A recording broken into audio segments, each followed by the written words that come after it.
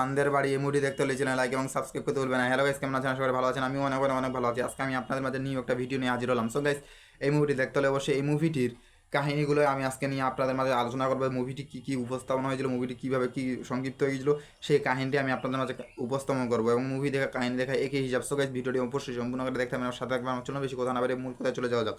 So guys, চাঁদের বাড়ি এই মুভিটি হলো একটি জনপ্রিয় এবং ভারতের বাংলা ভাষার আকর্ষণীয় ডিলার্স। সো গাইস, এই মুভিটির প্লটভূমিতে এবং অভিনয়ের ক্ষেত্রে এই মুভিটি হলো সেনালরা একটি বিশাল যৌথ পরিবার।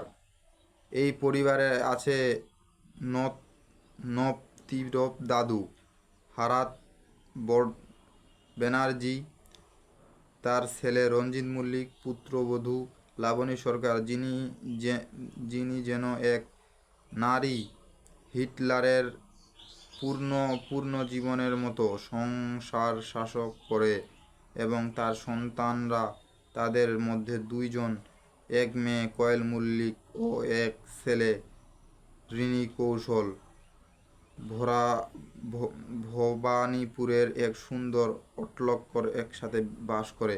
সো গাইজ, এই মুভিটির কাহিনীটি একটি জমজমাট কাহিনী ছিল। সো গাইজ, অবশ্যই ভিডিওটি ভালো লাগলে চ্যানেল লাইক এবং সাবস্ক্রাইব করতে ভুলবেন না। অবশ্যই পরে নিউ ভিডিওতে দেখা হবে। ভালো থাকবেন, সুস্থ থাকবেন, প্রত্যেকেই অনেক অনেক অনেক অনেক ধন্যবাদ।